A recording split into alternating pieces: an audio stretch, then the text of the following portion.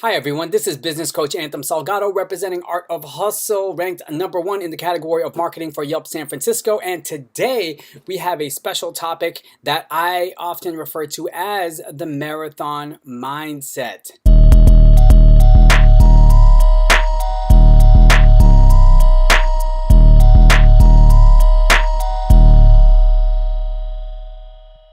I've only ever run one marathon in my whole life, but it was a very life-changing experience in that I gained this very useful lesson from it. Our coaches clued us into this thing called the wall.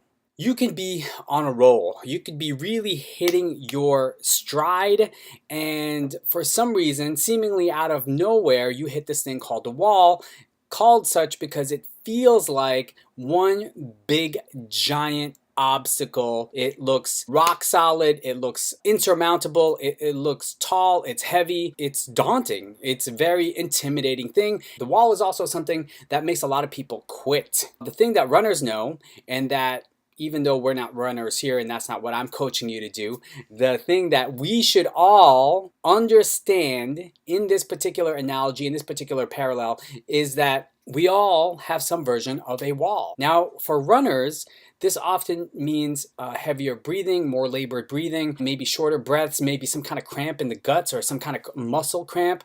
It feels like your legs are not as springy, like maybe they feel heavy and you have to push extra hard just to lift and move your legs forward. You might be getting extra tensions in other weird parts of your body, like maybe in your arms, your shoulders, your neck. You might feel dehydrated. And what I want you to understand about this wall, this phenomenon of the wall and all of its symptoms, is the symptoms are absolutely real. Make no mistake, they are legit reasons to quit because it's painful, it's uncomfortable, it's annoying, it's difficult. While the symptoms might seem real, the wall itself is imaginary, meaning you will not necessarily be stopped if you don't feel like it. If you keep running, the wall starts to melt, the wall starts to lower.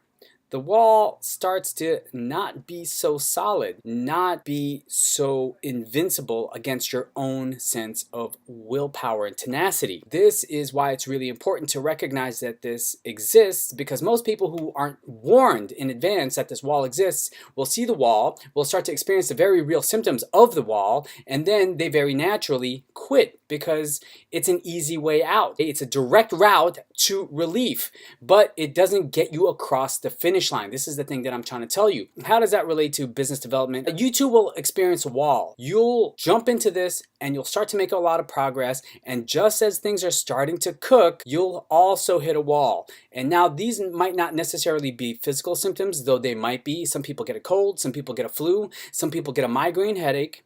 Some people's computers break down. Some people all of a sudden have random financial expense that is going to throw them entirely out of whack. So there's a whole slew of things that might come up. It could be personal drama, it could be professional drama. Things will start to happen around you, and they will be basically perfect reasons for you to quit, for you to stop doing the work, to seek relief immediately. But the thing that I want to encourage you to think about, just like the runner, is if you keep running, you will have the ability to surpass this wall. The symptoms are real, but the wall itself is in your head.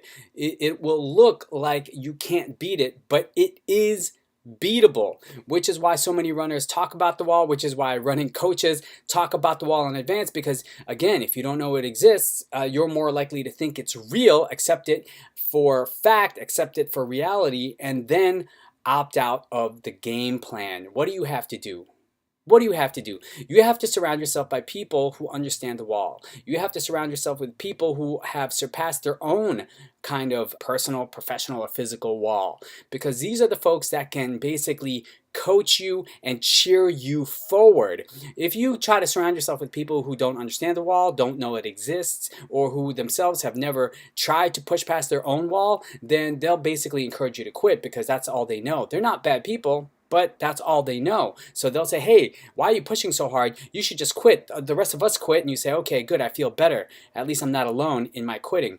But what I want to let you know is your goals will remain unaccomplished. If you want to accomplish your goals, you have to push through that wall and recognize that the way to get through it is to breathe a little bit deeper, take smaller steps, but never stop, and surround yourself with an environment that can encourage you to keep pushing forward even though it's difficult, because it will get difficult. Now the question is, what are you going to do about it? Stick with it. Stay in the race. That's something I want you to think about as you move forward in your work. The worst thing you could do is not know that this wall exists. But once you recognize that this is an illusion, it's part of the plan, then you'll know to move through it. Here's another interesting thing, guys. The wall only happens after you've put in a lot of time. The wall only happens after you've fully committed. Think about this. No runner ever hits the wall in mile 1.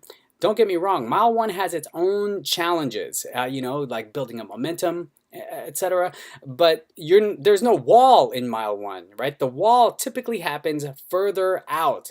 8 miles, 12 miles, 18 miles, 22 miles. Like, it'll be right up there, right when you think like, hey, I'm coasting, I'm doing well. That's when it happens. The wall is actually a compliment to you, to your hard work, to the fact that you've committed to the pathway, to the fact that you've made a lot of headway, right? The wall only happens after you've put in a good amount of effort and time. So recognize that as things start to fall apart around you, it's only because you've earned it. Isn't that amazing? You've earned the wall. You've earned being there. You've earned that new challenge. So continue pressing forward. Do what you can to slow your pace if you have to, but don't give up. And again, surround yourself with the right people to help you get past it, okay?